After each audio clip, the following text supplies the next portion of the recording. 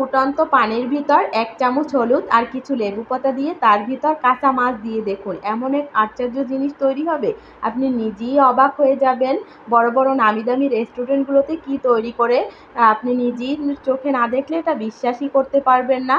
তো আমি হচ্ছে এই যে কিছু পানি নিয়েছি, তার ভিতরে হচ্ছে ১ চামচ হলুদ আর কিছু লেবু পাতা আর লবণ দিয়ে এই যে আমার হচ্ছে কিছু মাছ ফ্রিজে অনেকদিন যাবৎ গড়াগড়ি খাচ্ছিল, অনেকটা দিনই হয়ে গেছে। বিশেষ করে দেখা যায় মাছ ফ্রিজে বেশি দিন থাকলে একটা গন্ধ আসে, ওটা আর খাওয়া যায় না। তো আমার মাথায় একটা বুদ্ধি আসলো যে এভাবে যদি একটা ইউনিক রেসিপি তৈরি করা যায়, যা ফ্যামিলির সবাই খেয়ে খুশিও হবে আর আমার মাছগুলো ফেলানোও যাবে না।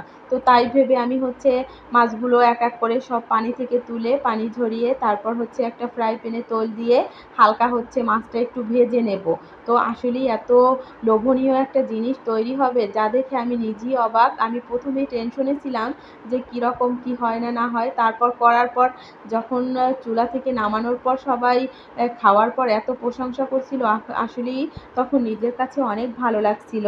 তো এই তো তারপর হচ্ছে আমি একটা আস্ত রসুন দিয়ে দিয়েছি, একটু হালকা ভেজে উঠিয়ে নেব। আর হচ্ছে একটা বেগুন, তো বেগুনটাও আমি হচ্ছে একটু তৈলে ভেজে নেব। একদম অল্প পরিমাণে তেল দিয়েছি আমি, কিন্তু বেশি তেল দেই নাই। তারপর হচ্ছে এটা ভাজা হয়ে গেলে উঠিয়ে পরিমাণ মতো পেঁয়াজ আর হচ্ছে কিছু কাঁচামরিচ কুচি দিয়ে দেব। এটাতে আমি কাঁচামরিচ দেব, শুকনো মরিচ একদমই ইউজ করব না। তো তারপর হচ্ছে আধা চামচের মতো হলুদ দিয়ে একটু হালকা এগুলো একটু হালকা বাদামি করে ভেজে নেব। তো যখন হালকা বাদামি করা ভাজা হয়ে যাবে, আমার যে ভাজা মাছগুলো ছিল এগুলো কাটা ছাড়িয়ে আমি হাত দিয়ে তারপর এর ভিতর দিয়ে দিয়েছি কাঁটাগুলো সব বেছে। তারপর হচ্ছে আমি বেগুন আর রসুন এটা হচ্ছে হাত দিয়ে থেঁতো করে দিয়েছি। তো তারপর আমি ২-৩ মিনিটের মতো জাল করব আর পরে হচ্ছে পরিমাণ মতো লবণ দিয়ে দেব।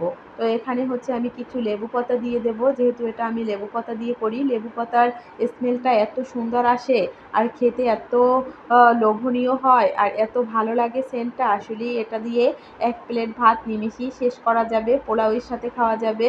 তো এই তো তারপর হচ্ছে আমি খানিকটা সময় একটু জাল করে নিয়েছি। তো এই তো আমার মোটামুটি হয়ে আসছে, আর একটু জাল করে নেব। চুলাতে একদম মিডিয়াম আঁচে, পুড়ে ফেলা যাবে না।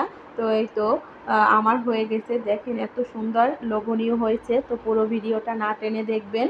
অবশ্যই ভালো লাগলে লাইক, কমেন্ট, শেয়ার করে পাশে থাকবেন। আর এটা হচ্ছে পোলাওয়ের সাথেও বেশ ভালো যায়, যেমন শুক্রবারে পোলাও করলে এই আইটেমটা করতে পারেন। আর আসলেই খেয়ে কিন্তু সবাই অনেক বেশি প্রশংসা করছিল। আর হচ্ছে এভাবে যদি ফ্রিজে কখনো মাছ থাকে ফেলে না দিয়ে এভাবে তৈরি করে নেবেন। এবার বিদায় নেব। আল্লাহ হাফেজ।